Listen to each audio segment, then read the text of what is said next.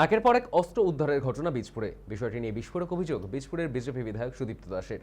তিনি পূর্বেই অভিযোগ করেছিলেন বীজপুর ভান্ডারের ওপর দাঁড়িয়ে আছে।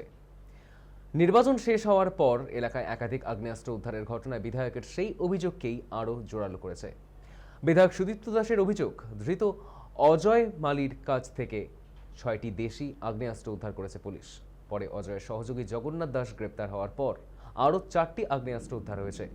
এলাকায় এখনও বিপুল পরিমাণ অস্ত্র, বোমা ও বারুদ মজুদ রয়েছে এবং তার প্রায় 50% এখনও উদ্ধার করা সম্ভব হয়নি। সুদীপ্ত দাসের আরও অভিযোগ, ভোটের আগে তাকে খুন করার জন্য কল্যাণীর রথতলার এক গুন্ডাকে সুপারি দেওয়া হয়েছিল।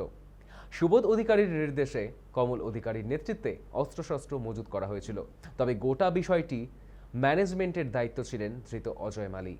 বীজপুরে অস্ত্র উদ্ধারের ঘটনায় এবং বিধায়কের অভিযোগকে ঘিরে ফের তুঙ্গে চর্চা।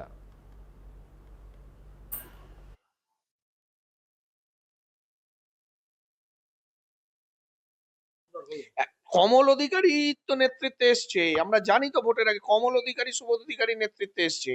কমল অধিকারী ভোটের আগে আমাদের কল্যাণী রথতলার এক গুন্ডাকে সুপারি দিয়েছিল আমাকে মারার জন্য। 6টা ছেলেকে নিয়ে এসে এখানে রেখেছিল ভোটের আগে।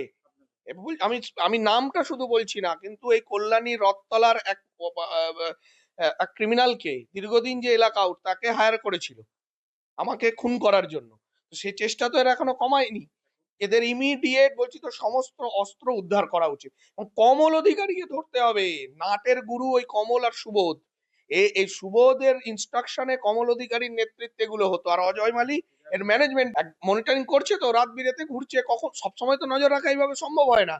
এই অস্ত্রগুলো তো এই আশেপাশে আমাদের দেখুন, প্রতিটা অস্ত্র আমার বাড়ির আশেপাশে, 24 নম্বর ওয়ার্ড পার্টি অফিসে, অটো স্ট্যান্ডে, মানে এই অঞ্চলেই সব মজুত করে রেখেছিল। এগুলো কিসের লক্ষণ ছিল যে ভোটের সময় আমার বাড়ির আশেপাশে সব অস্ত্র প্রচুর বোমা বারুদ আছে, বোম আছে।